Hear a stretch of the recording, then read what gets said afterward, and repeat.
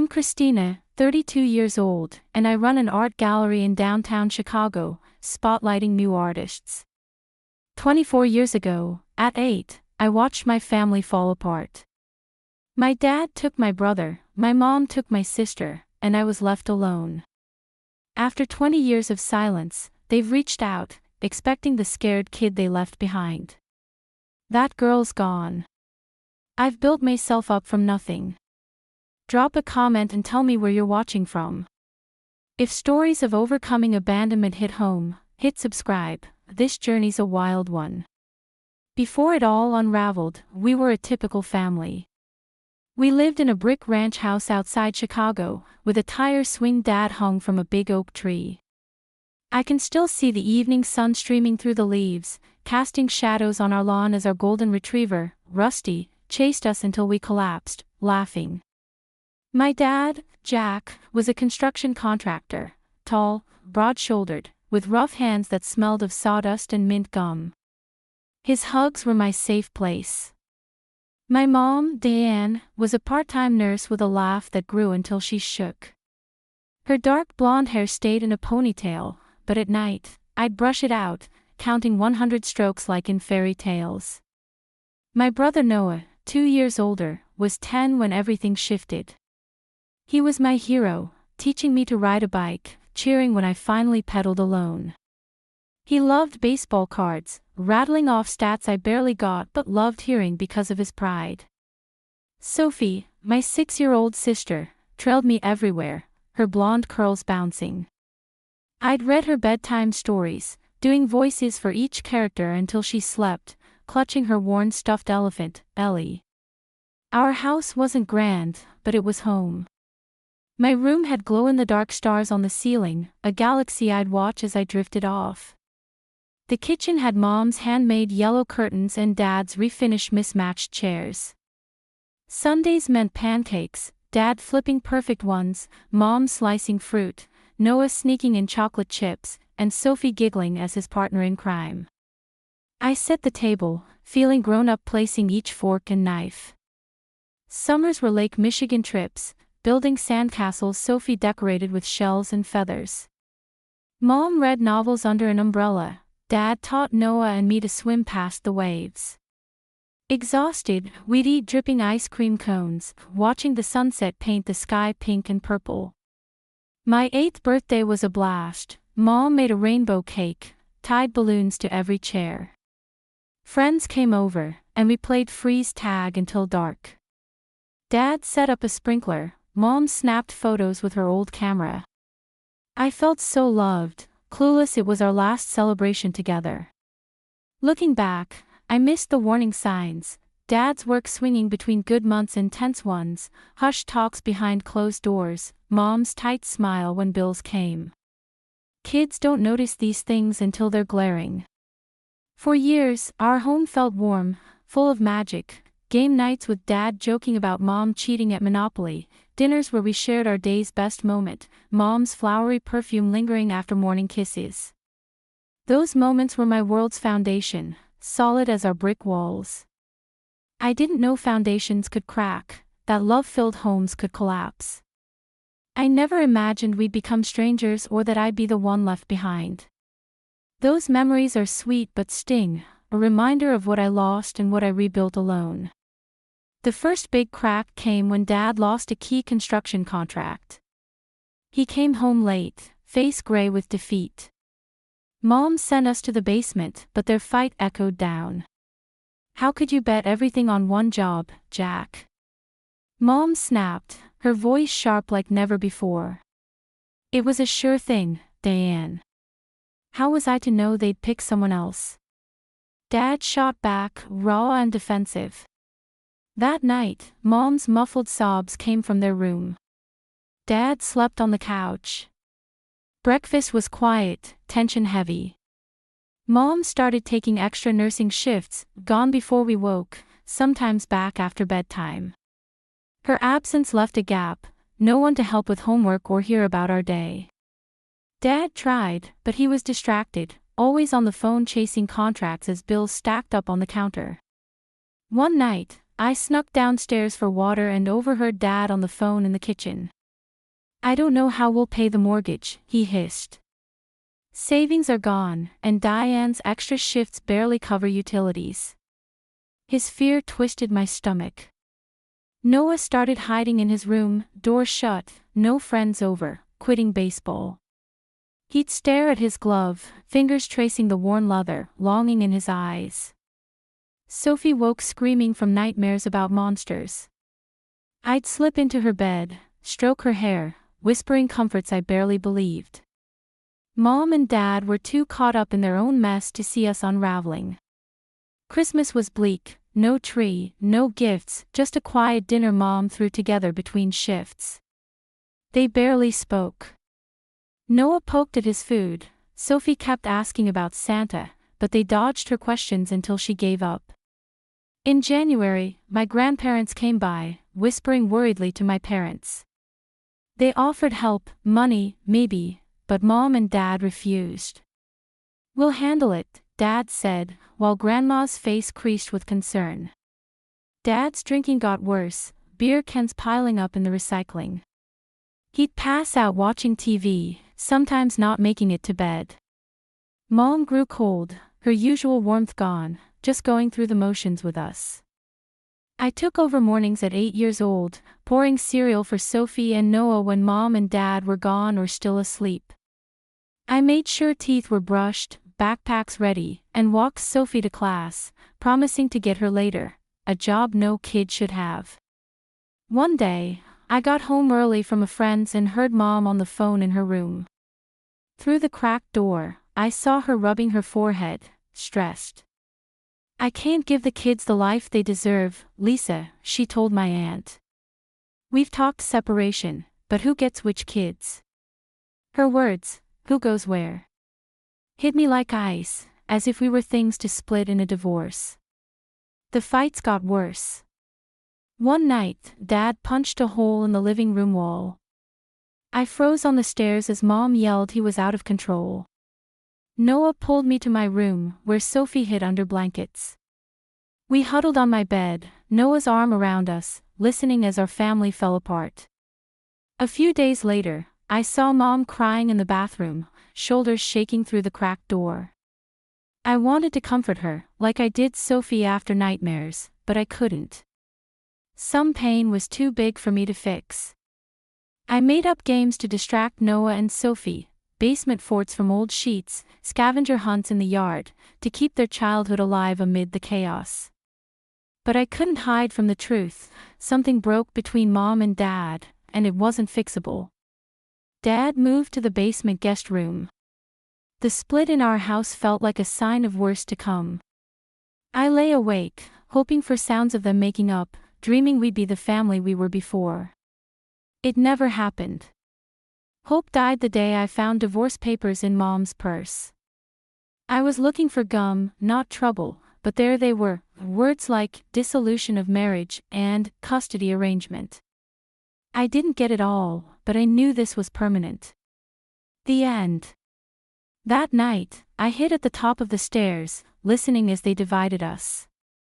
"Noah comes with me," Dad said. "He needs a man's guidance." "Fine, Sophie stays with me," Mom replied. "She's too young to be without me." I held my breath, waiting for my name, for someone to fight for me. They didn't. They moved on to money and visits, like I wasn't there, like I was invisible to the people who made me. I cried into my pillow that night, quiet so Sophie, curled up in my bed, wouldn't hear. At 8, I learned the worst truth. When our family was carved up, no one claimed me. The morning it all broke started normal. I got up early to make breakfast and found Dad and Noah in the living room, suitcases ready. Dad knelt by Noah, talking low and serious. "We're taking a trip," Dad said when he saw me. "Noah and I need time to sort things out." Noah's eyes were red, confused. He hugged me, whispering, "I'll call soon, I promise," his voice shaky. I held him tight, sensing this wasn't just a trip, it was forever. Dad didn't look at me as he left, just muttered, be good for your mom, Christina, rushing Noah to the car. I saw garbage bags stuffed with clothes and toys, not trip luggage, but moving bags. After they drove off, Mom locked herself in her room, sobbing. I knocked, but she didn't answer. Sophie kept asking where Dad and Noah went. I had no answers. We ate cereal for dinner, and I read her 3 extra bedtime stories, trying to keep things normal. The next day, Mom stayed in her room. I made peanut butter sandwiches for lunch, helped Sophie brush her teeth, and called Dad's phone over and over. Straight to voicemail every time. That night, Sophie curled up in my bed, her small body pressed against mine, both of us needing comfort. On day 3, Mom came out, eyes hollow but determined. She packed Sophie's clothes and toys with robotic speed. What's happening? I asked. Sophie and I need a fresh start, she said, avoiding my gaze. We're going to add leases for a bit. What about me? I pleaded, panic rising. You'll stay here for now, she said, guilt flashing across her face. We'll come back when things settle. She promised. I didn't buy it. At 8, I couldn't stop it. Sophie cried, reaching for me as Mom carried her to the car. Why can't Christina come? She sobbed. She needs to stay in case Dad returns, Mom lied. We'll be back soon. Then they were gone. I was alone in our house, just 8 years old. The first day alone, I called it an adventure. I ate ice cream for breakfast, watched band TV shows, jumped on Mom and Dad's bed. But when night came, the house creaked strangely, and fear replaced fun. I slept with every light on, Rusty, our dog, curled at my feet. Next morning, I realized I hadn't fed him, so I dumped a whole cereal box in his bowl, hoping it was enough. By day 3, food was scarce. Cereal and sandwiches were gone, the milk was sour. I didn't know how to use the stove. Rusty and I shared crackers and cheese from the fridge. I called Mom and Dad's phones, leaving tearful voicemails, begging them to come back. Silence answered me. On the 4th day, Mrs. Garcia, our neighbor, knocked. She'd noticed I was alone and asked if I was okay. I lied, saying Mom was at the store. But Rusty, hungry and restless, gave me away. Where are your parents, sweetie? She asked softly. I broke down, sobbing out the truth. Dad took Noah, Mom took Sophie, and no one took me. They promised to return but didn't call. I was scared and out of food. Mrs. Garcia's face turned to horror. She took me to her house, fed me a real meal, and called the authorities. That evening, a social worker, Miss Judy Reynolds, sat with me in Mrs. Garcia's living room, asking questions I couldn't answer. Where were my parents? Any nearby relatives? I had none close. How long have you been alone? 4 days. Her soft voice hid pity, a look I'd see from adults for years. Miss Reynolds said I couldn't stay in the empty house. They'd try to find my parents. I packed a small bag and grabbed my stuffed bear, Howard, my babyhood companion. Rusty went to the animal shelter, another loss in a week of heartbreak. A week later, I sat in a cold courtroom, adults talking about me like I wasn't there. Mom and Dad didn't show, though they'd been notified. The judge, kind-eyed but stern, made me a ward of the state. In days, I went from family member to a foster care case number. My first foster home was with the Thompsons, who had 3 kids of their own and took fosters for extra cash. They weren't mean, but not warm either. I slept on a pull-out couch in their basement, my stuff in a garbage bag, no dresser, no closet. Their kids eyed me suspiciously, never letting me join their games or talks. I wrote letters to Noah and Sophie, spilling how much I missed them, asking when we'd reunite. I sent them to Aunt Lisa's, hoping Mom and Sophie were there. Weeks later, they returned, stamped "No forwarding address." Once, I snuck a call to Dad's phone when Mrs. Thompson was distracted. A woman answered, annoyed when I asked for him. "He's busy," she snapped. "Who's this?" "Christina, his daughter," I said, hope rising. "I'll tell him," she said, then hung up. He never called back. I left voicemails for Aunt Lisa, too, when Mrs. Thompson was busy. Her answers were vague, uneasy, "Your mom's struggling," or "They'll call when they're ready." No real answers, no connection, no word on when they'd come for me. I slowly learned my parents had left Illinois. Dad took Noah to Wisconsin for a big construction job. Mom and Sophie went to Aunt Lisa's in Indiana, supposedly just until Mom got back on her feet. Neither left contact info with the foster agency. Neither showed up to my custody hearings. Neither seemed to care what happened to me after they left. 6 months with the Thompsons, a birthday card from Noah arrived, forwarded so many times it was weeks late. It was a simple store-bought card. "Happy birthday, Christina. Miss you, Noah." No address, no number, just proof he was out there, thinking of me. I kept it under my pillow until it crumbled. One night, Mrs. Thompson found me crying over its pieces. She sat on my pull-out couch, patting my back stiffly. "Families don't always stay together," she said, meaning well but missing the mark. "You're safe here." I wasn't. A month later, the Thompsons chose their own kids over me, and I was packing my garbage bag for another strange house. My next stop was the Ramirez's, cramming 5 foster kids into a tiny 3-bedroom home.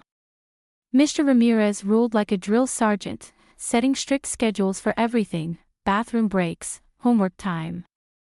Mrs. Ramirez didn't care much, doing the bare minimum. I shared a bunk bed with 2 girls in a room meant for one, my stuff squeezed into a third of a dresser and a bin under the bed, where I taped Noah's card to keep it safe. Switching schools mid-year was tough. As the foster kid in hand-me-downs, I didn't fit in. I stayed quiet, diving into schoolwork to escape the chaotic foster home. Teachers ignored me since I wasn't trouble, and classmates stopped asking about my life when I wouldn't share. An older foster boy, Damon, stole from us younger kids. He took the bracelet Mrs. Garcia gave me, my only gift since entering the system. When I called him out, he threatened to lie to the Ramirezes about me breaking rules. I learned a hard truth: in foster care, you pick which losses to accept. Social workers swapped out constantly, each knowing less about me than the last. They'd read my file, ask about my health, school, and placement, but missed the pain of my abandonment. I learned to give safe answers. Complaining didn't help and often made things worse. One social worker, in a hurry, mentioned my siblings. Noah was playing Little League in Wisconsin, acing school.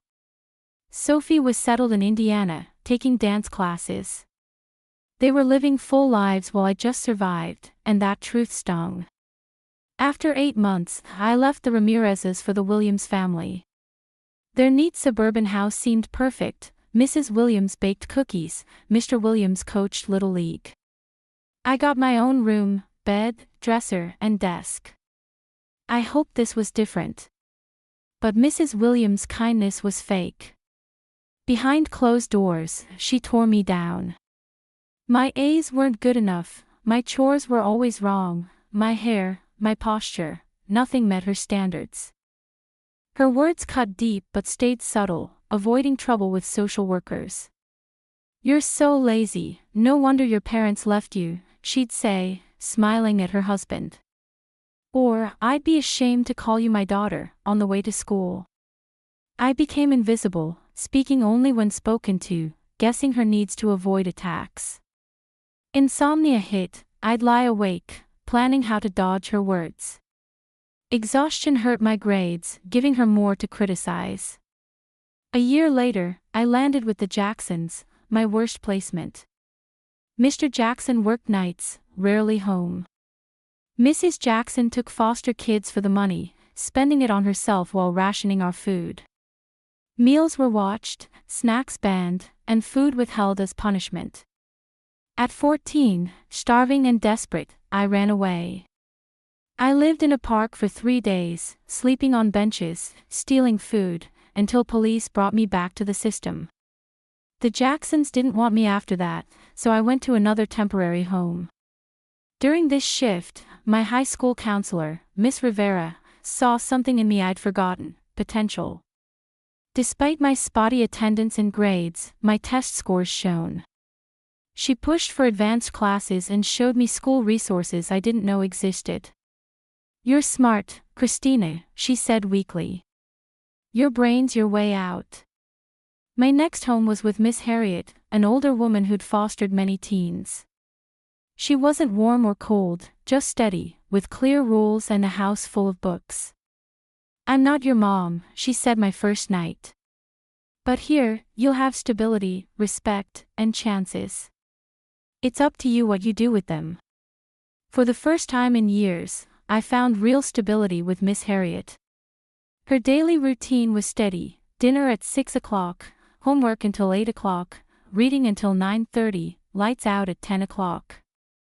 She reviewed my schoolwork, offering help, not judgment. She showed up to parent-teacher conferences, pushing back when teachers doubted my potential. Art became my refuge with Miss Harriet. She saw my constant doodling and got me sketch pads and pencils. I'd spend hours drawing in my room, putting feelings on paper I couldn't say aloud. She never pried but hung my best pieces in the hallway, quietly cheering my talent. By junior year, Miss Harriet and Miss Rivera urged me to think about college, something I'd never dared dream of. They guided me through scholarship applications for foster kids and helped with essays. I started picturing a life beyond the foster system. In my senior year, Miss Harriet got terrible news: terminal cancer. Over Sunday breakfast, she told me plainly, "I've got maybe 6 months. I've updated my will and talked to your social worker. You'll need a new home to finish school." At 17, so close to aging out, another move felt crushing. Worse was losing the only adult who'd truly been there for me in years. Miss Harriet faded fast. Within 3 months, she was in hospice, and I was in a temporary home with a couple obsessed with converting me to their religion. I visited her daily after school, holding her hand, reading her favorite books. Her funeral was small, filled with former foster kids she'd helped.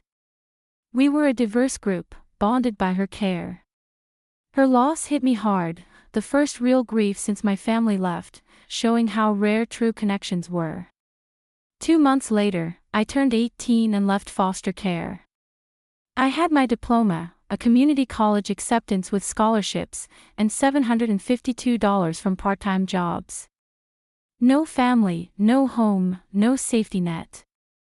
With my savings, I rented a corner of a small apartment with 3 other college girls in a rough Chicago neighborhood. It wasn't much, but it felt like mine. I started community college, working mornings at a diner and evenings at a mall store. I got 5 hours of sleep, but this exhaustion felt different, purposeful. It came with paychecks, college credits, and progress. In my second semester, I took an art history class. Dr. Mason noticed my sketches in my notes and asked to see more. Nervously, I shared my sketchbook, expecting polite praise. Instead, he said, "You get composition and light naturally. Ever thought of art as a career?" Art had been my escape, not a job. His words lit a spark. He linked me with the art department, helped me get a fine art scholarship, and mentored me on building a portfolio. By my second year's end, I earned a full scholarship to a state university. For the first time, I felt proud, seeing I'd carved out opportunities from nothing. At university, I met Zoe, my first true friend since childhood. She studied business but had a creative streak that clicked with my art. We'd talk late into the night, sharing pizza and stories. "You never mention family," she said once. "Don't have one," I answered, hiding the hurt. She didn't push, just offered, "Come to my family's holidays. Mom cooks for an army." Her simple kindness meant the world. For 3 years, I joined Zoe's loud, loving family for Thanksgivings and Christmases. Their warmth showed me what family could be, both healing and painful, a reminder of what I'd lost and what I could have. In my junior year, I got a work-study job at the campus gallery, setting up exhibits and handling tasks. I found I was good at curating, making art pieces tell a story together. I loved the mix of art and business, drawn to both sides equally.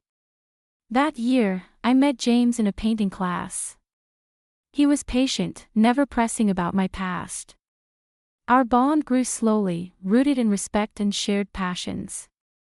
One night, at 3 a.m. on his apartment floor, I told him my whole story of abandonment. "I expected trust issues," he said when I finished.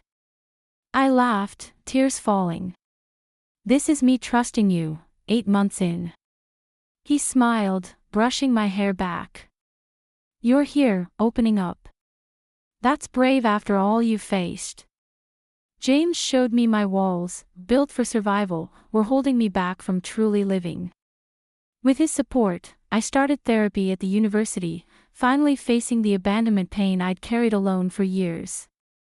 Graduation was a mix of pride and pain. I walked across the stage, diploma in hand, honored, with Zoe and James cheering. But no parents clapped, no siblings waved. Even after all this time, I felt the empty space where family should have been. After graduating, I landed a job at a small Chicago art gallery. The pay was low, but it was my field, a start. I shared an apartment with Zoe, now in marketing, and kept up therapy, working to make peace with my past. My career grew fast. In 2 years, I became an associate curator, finding new artists and planning shows. My boss saw my knack for spotting talent and connecting with artists, skills that made me stand out. Personal growth wasn't so smooth. One day on Michigan Avenue, I saw a man who looked like my dad, same walk, same head tilt. A panic attack hit, leaving me breathless, feeling aid again, watching him leave with Noah. That moment pushed me deeper into therapy to tackle not just the abandonment but how it shaped my relationships and view of myself. I learned healing is a journey, not a finish line, one I'll likely walk forever. I built a chosen family: Zoe, Marcus, a chef throwing epic dinner parties, Elena, a librarian full of random facts, and David, a coder with sharp humor. We made our own traditions: brunch with mimosas, holiday potlucks, movie nights, game battles, and cramped dance parties. These moments filled the gaps left by my lost family traditions. After 3 years of saving every penny, I opened my own gallery in a former bookstore in a gritty neighborhood. It was small but mine. I showcased local artists, especially those from tough backgrounds like me. The gallery took off, critics loved my fresh eye, and local guides featured it. Artists trusted me to represent their work with care. At 29, I bought a 1-bedroom condo in a converted warehouse, perfect for my growing art collection. Signing the mortgage, I sat alone, keys in hand, and cried, not from sorrow but from pride. After years in temporary homes, I'd built my own security, something my parents never gave me. I met Michael during this time, an architect who came to a gallery opening. He eyed the building's design but got hooked on a bold art piece. Unlike James, who needed more openness than I could give, Michael got my boundaries. He'd lost his mom young and saw the strength in building a life from scratch. "We're creating exactly what we want," he said on our 3rd date. No expectations holding us back. For years, I searched online for Noah, Sophie, or my parents, scouring social media. As I built my life, those searches faded, desperation turning to curiosity, then indifference. I chose to stop looking, focusing on now, not a past I couldn't change. I found peace knowing family isn't just blood, it's the people who show up, help me move, remember my birthday, hold me when old pain hits. They're my true family, earned through care, not genes. By my early 30s, I had a full life, a thriving gallery, my own home, close friends, and a relationship rooted in respect. The 8-year-old me, abandoned, was still there, but she didn't define me. I'd turned abandonment into independence, rejection into strength, loss into art. I thought I'd made peace with my past. Then Noah found me on Facebook, and all that clarity shattered.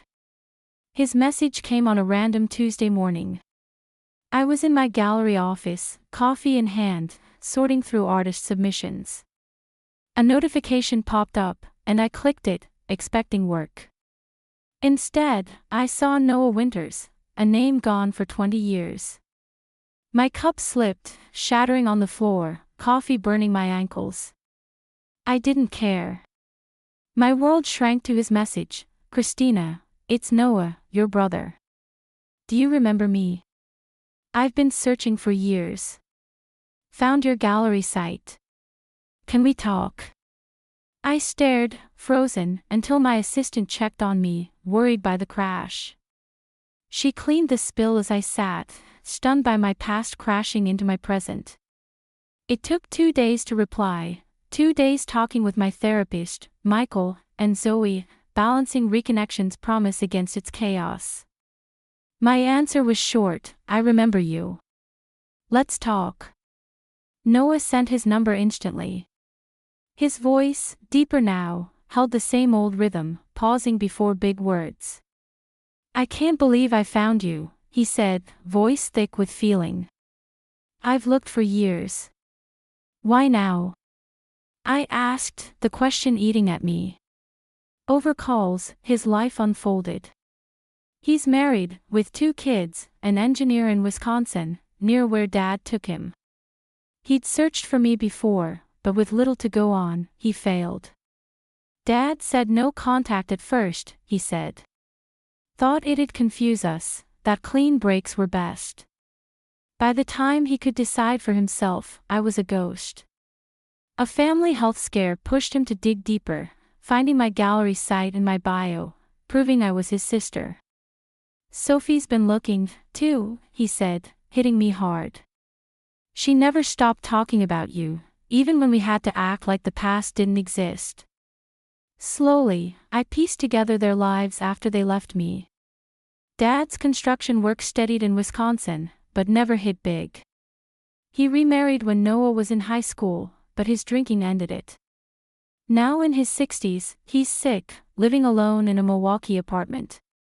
Mom and Sophie stayed with Aunt Lisa briefly, then moved to Ohio for a fresh start. Mom remarried when Sophie was 10, to a kind man, a good stepdad. She's a nurse manager now, regretting what happened with me but never searching. Sophie's a teacher for young kids, twice engaged but never married, living near Mom in Columbus, keeping her distance. "There's a family reunion," Noah said on our 4th call. "Dad's turning 60, and his health scare woke everyone up. They want you there. They want me." I echoed, the word strange, those who left me at 8. Noah's unease carried through the phone. "It was a dark time, Christina. Dad was a mess, Mom had a breakdown. They made awful choices, but they've changed. Does that excuse abandoning me?" I snapped, anger cutting through my shock. "No," he said quickly. "Nothing does. But they regret it. They want to apologize, to fix things." I laughed, bitter. Fix things.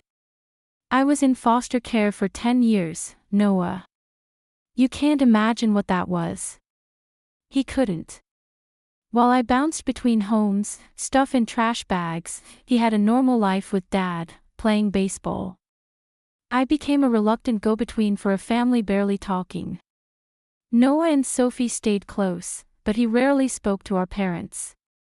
Sophie called Mom weekly but avoided Dad. Yet they all suddenly wanted me back in their lives. Sophie called a week after Noah. Her voice, now grown, still held the same raw emotion I knew. "I never forgot you," she said, crying fast. "I kept your picture from my 6th birthday, hidden because it upset Mom. I looked at it every night." Unlike Noah's cautious approach, Sophie wanted instant connection, visits, holidays, like 20 years could vanish in a hug. When I asked why she hadn't searched sooner, she said, "Mom told me you were with Grandma and Grandpa." I believed it as a kid. By high school, when I learned the truth, no one knew where you were. Their excuses for leaving me varied. Noah blamed money troubles and our parents' mental health.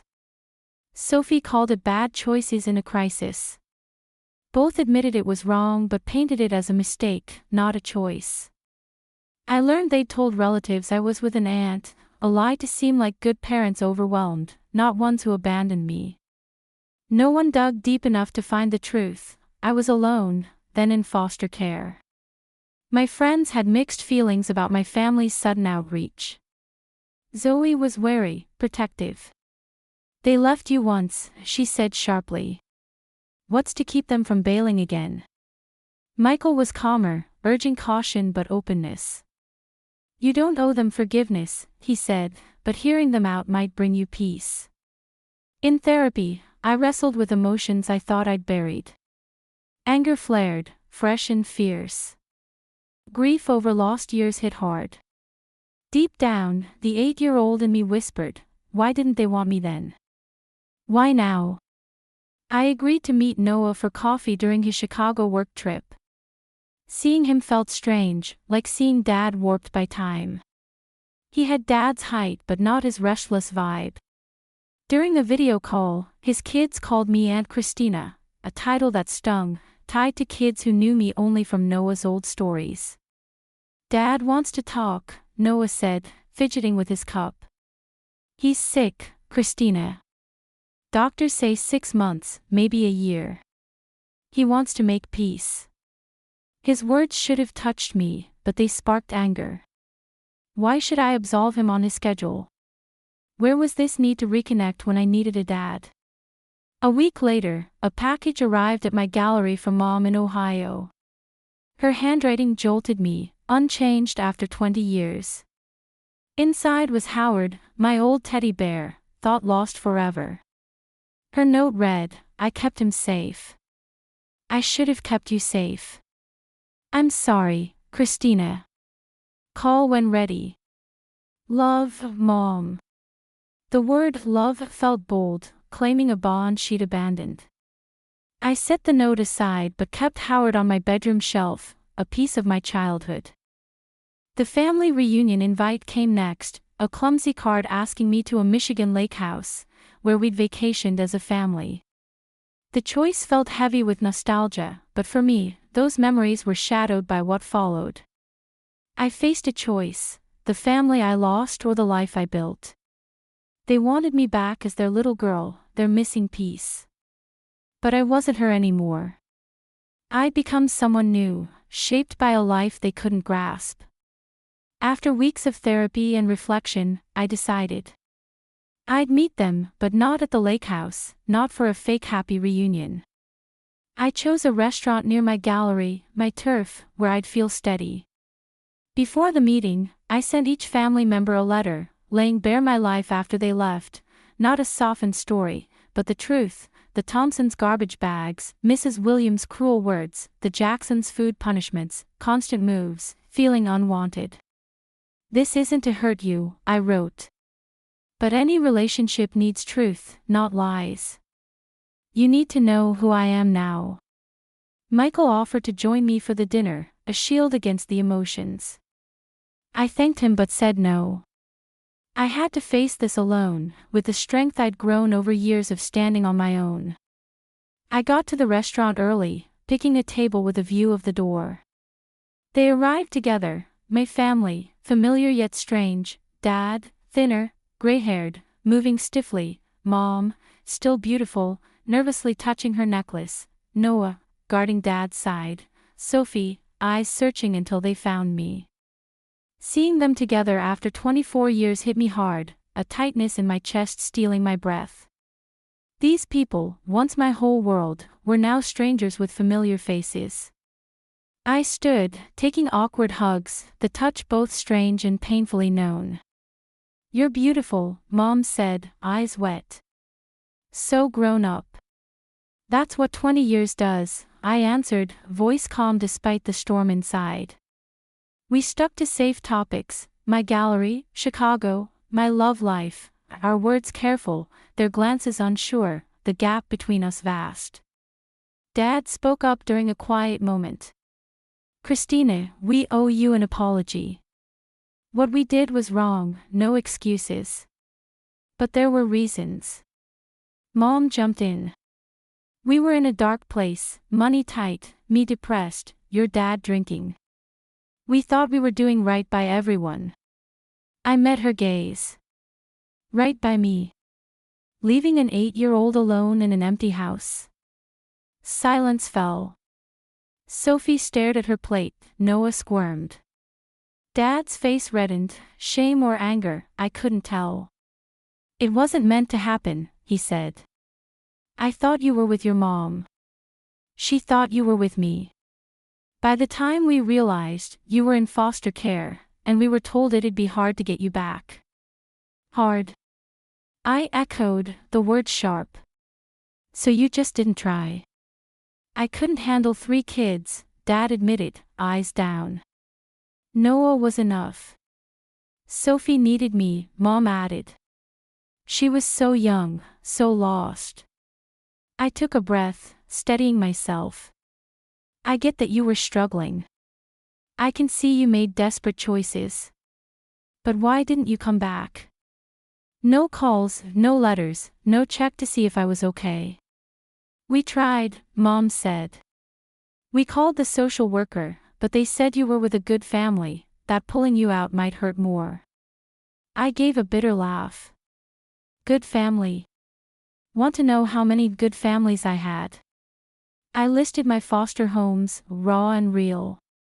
July 15, 2002, the Thompsons ditched me for their own kids. March 3, 2004, Mrs. Williams called me stupid for a B-.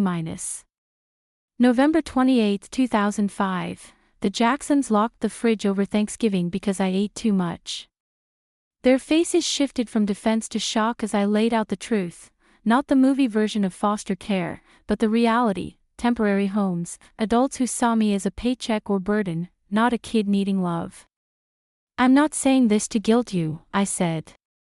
"This is me. These years made me. If you want to know me now, you need to know what I went through." I sat there, heart pounding, as the weight of those 24 years pressed down on me like an invisible force.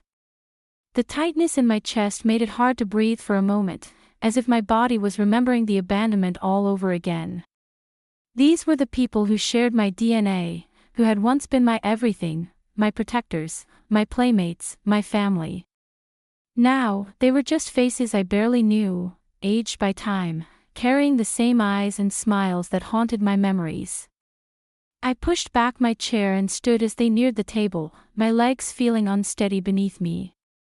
One by one, they hugged me, brief, hesitant embraces that felt both wrong and right, like touching a ghost from my past.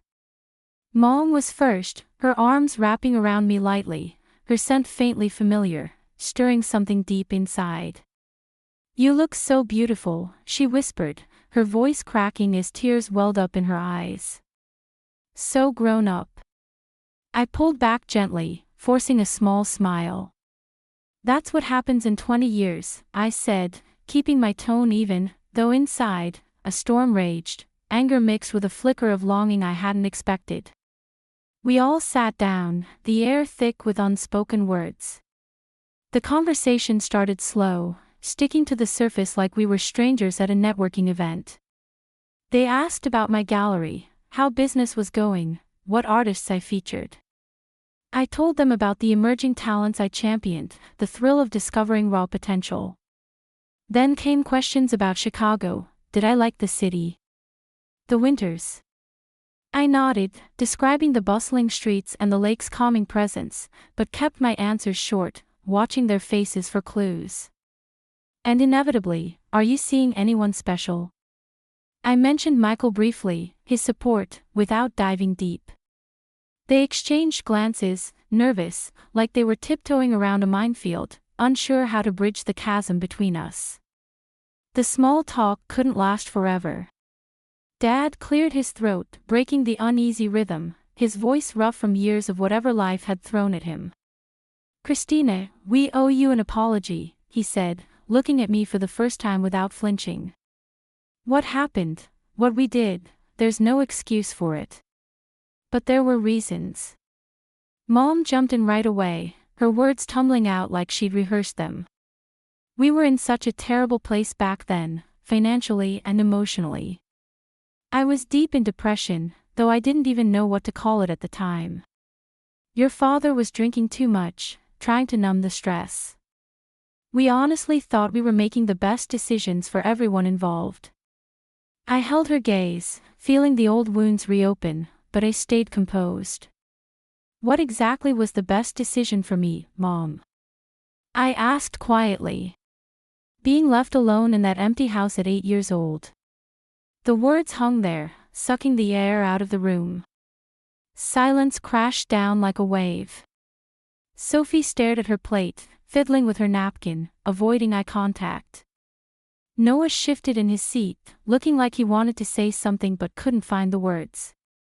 Dad's face turned red, shame, maybe, or the anger of being confronted, I couldn't decide. The waiter hovered nearby, sensing the tension, but wisely kept his distance. Finally, Dad spoke, his voice low and strained. "It wasn't supposed to be like that," he admitted. "I thought your mom was taking you with her. She thought you were coming with me and Noah. By the time we sorted out the misunderstanding, you were already in the system. Social services told us it would be complicated to pull you out, legal hurdles, evaluations." I leaned forward, the bitterness rising. "Complicated?"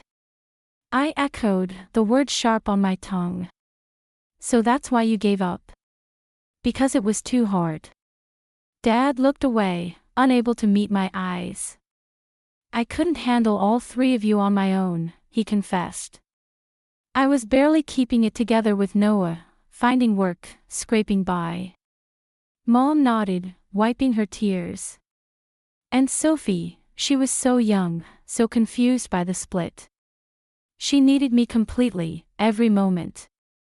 Their words landed like punches, but I breathed through it, centering myself. I'd prepared for this. Taking a steadying breath, I responded. "I understand you were both drowning in your own ways. I can even wrap my head around making desperate choices in the heat of crisis. What I can't grasp, what keeps me up at night, is why neither of you ever came back for me. No calls to check in. No letters asking if I was okay. No effort to find out what my life had become." Mom leaned in, insistent. "We did try, Christina. We called the social worker a few times early on. They assured us you were placed with a good family, that uprooting you again might do more harm than good." I let out a laugh, hollow and without joy. A good family. Do you have any idea what that really meant? Want to hear about the good families I cycled through? I didn't wait for permission. I laid it all out, naming names and dates, painting the picture they'd never seen. July 15, 2002, the Thompsons decided they preferred focusing on their biological kids, so off I went to the Ramirez's, crammed in with 5 other fosters. March 3, 2004, Mrs. Williams sneered that I was too stupid to succeed after a B- on a math test. November 28, 2005, the Jacksons padlocked the fridge over Thanksgiving weekend because I'd eaten too much at dinner. Each detail hit the table like a stone, and I watched their expressions shift, from excuses to unease, then to the dawning horror of what I'd endured. As I spoke, Dad's defensiveness cracked, his shoulders slumping. Mom's tears flowed freely, her hand covering her mouth. Noah nodded slowly, absorbing it. Sophie's eyes widened, her face pale. This wasn't the glossy foster care from feel-good stories. This was the gritty truth: homes where I was a paycheck, not a person, adults who doled out obligation, not affection, endless moves that stripped away any sense of belonging. When I finished, I leaned back. "I'm not sharing this to make you feel guilty," I said softly. "I'm sharing because this is who I am now. These years forged me. If you want any part in my life, you have to see the full picture, what happened to me then." Then I laid out my view on forgiveness and reconciliation, words I'd practiced in therapy. I can forgive what happened without acting like it didn't scar me. I can step forward without wiping away the past. But if we build anything here, it has to honor those 20 years, not bury them under rugs of convenience. I drew my lines clearly, no room for misinterpretation. No rushed family reunions where we pretend everything's fine. No forcing me back into old roles like nothing changed. No expecting me to slide into traditions I was never part of. I paused, meeting each of their eyes. "We can try connecting one-on-one, on neutral ground, with respect for who we've all become, not who we were, or who you wish I'd stayed. I won't go to the lake house reunion. It's overwhelming, too soon, loaded with memories that aren't just happy for me. My life is rich now, filled with people who've stood by me through everything. They're my family, and they come first." Their responses came in waves, each unique. Dad bristled at first, his voice rising slightly as he defended their side. "We suffered too, you know," he said. "The guilt, the regret, it ate at us. We didn't mean for it to turn out this way." Mom dissolved into sobs, repeating like a mantra, "I never stopped loving you. I thought about you every single day, wondering, hoping." Noah exhaled, looking relieved, as if a long-held secret had finally aired. "It's good to get this out," he murmured. Sophie sat quietly, absorbing every word, her hand twitching as if she wanted to reach across the table, but she respected the space, her eyes full of unspoken sorrow. As the dinner wrapped up, I stood again, gathering my things. I walked out with my dignity whole, not chasing their forgiveness or praise. I'd claimed my story, owned it fully. The terrified child who'd been left behind. She'd evolved into this woman, resilient, unbowed, who could stare down her history and keep moving.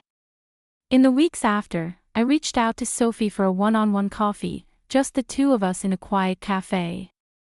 Without our parents' shadows, she shared more openly, her words flowing like a dam breaking. She talked about Mom's ongoing battles with depression, how it cast long shadows over their home. Her stepdad was kind, she said, but he never quite grasped the tangled emotions of their blended family, the lingering grief, the unspoken regrets. We laughed a little, cried a little, finding common ground in our shared but separate pains. It wasn't instant sisterhood, but it was a start, a tentative bridge built on who we were today, not the kids we'd lost touch with. When the family's Christmas invitation arrived in the mail, all festive and hopeful, I felt a pang but stood firm. I politely declined, suggesting we stick to smaller, low-pressure meetups for now. I explained I wasn't ready for the full holiday immersion, the rituals I'd never learned, the inside jokes that would fly over my head, the family photos where I'd be the awkward addition, absent from decades of memories. It felt too exposing, too raw. They seemed to understand, or at least accept, and we planned a simple lunch instead. That whole experience, their sudden reappearance, the dinner confrontation, sparked something creative in me. I poured it into my art, crafting a new series focused on abandonment and healing. Each piece was abstract, layers of color and form tracing my journey from shattered fragments to a rebuilt whole. I worked late nights in my studio, blending shadows of isolation with bursts of light representing resilience. When the exhibition opened, critics raved about the emotional depth, calling out the raw honesty that pulsed through every canvas. A powerful testament to survival, one review said. I didn't broadcast the personal backstory in interviews or press releases, it was mine to hold close, but my inner circle, like Zoe and Michael, saw it immediately. They knew these works were my way of processing, of turning pain into something beautiful and shared. 6 months after that pivotal dinner, my phone rang late one evening. It was Dad, his voice weaker, the illness taking its toll. He sounded different, not the defensive man from the restaurant, but someone stripped down, reflective. "I failed you," he said plainly, no preamble. "Not just when you were 8 and we left, but every single day after, when I could have searched for you and didn't. I can't undo it, Christina, but I need you to know that I see it now. I know what I did." The words hung there, simple yet profound. It wasn't a Hollywood moment, no tearful hugs, no complete absolution. It wasn't even full forgiveness in the classic sense. But it was real, an acknowledgement of the truth I'd waited so long to hear. And in that, it carried weight, easing a knot I hadn't realized was still tied so tight. Through all this, I've come to grasp what forgiveness really means.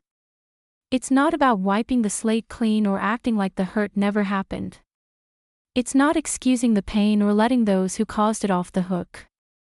No, it's about lifting the heavy load of anger off your own shoulders, not to help them, but to free yourself. I chose to forgive my parents, not because they'd suddenly deserved it through apologies or regrets, but because I deserve a life unburdened by resentment. Holding on to that bitterness would only chain me to the past, and I've fought too hard to break free. Family, I've learned, isn't a fixed thing handed down by blood. It's something I've had to craft for myself, piece by piece. Yes, it includes my biological relatives now, Dad, Mom, Noah, Sophie, with whom I'm carefully, slowly rebuilding connections, guarded by boundaries to protect my heart. But it's so much more. It's my chosen circle. Friends like Zoe, who've been my rock through every storm, mentors like Miss Harriet and Miss Rivera, who saw my potential when I couldn't and pushed me toward it, and Michael, who understands the layers of my history without ever trying to rewrite or erase them.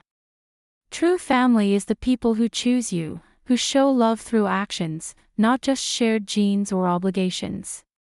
That abandoned 8-year-old girl, she's still a part of me, tucked away in the quiet corners of my soul. I honor her every day, her quiet courage in the face of loneliness, her fierce resilience when adults failed her, her unyielding determination to keep going even as the world seemed to spin without her. She survived the unimaginable, holding on when it felt like everything was slipping away. But she doesn't run the show anymore. She's one chapter in a much longer book, a piece of the mosaic that makes me whole, not the defining image. In my gallery office, where I spend hours dreaming up new exhibits, 2 photographs sit side by side on my desk, like silent guardians. One is the old snapshot Sophie held on to all those years, a little girl with a gap-toothed grin, eyes wide with innocent hope, capturing that brief time before everything shattered. The other is a self-portrait I painted recently, a woman staring back with quiet strength, her gaze steady, her stance rooted in confidence earned through fire. Both images are me, in different seasons of life. Both hold truth, the vulnerability of the child and the power of the adult. And both deserve to be seen, to be acknowledged, without one overshadowing the other. Have you ever had to rebuild your idea of family after a deep loss or separation? Do you think it's possible to forgive someone without forgetting what they did? I'd love to hear your experiences and thoughts in the comments below. It's these shared stories that remind us we're not alone. If my journey has resonated with you, touched something in your own life, please give it a like and subscribe for more honest talks about resilience, growth, and rebuilding from the ground up. Remember, your past might have shaped the person you are, but it doesn't have to dictate who you become. Thank you for taking the time to listen to my story. I truly hope it offers a bit of comfort to anyone who's ever felt abandoned, overlooked, or forgotten. You matter. Your pain is valid. And your story, it's powerful, and it deserves to be told.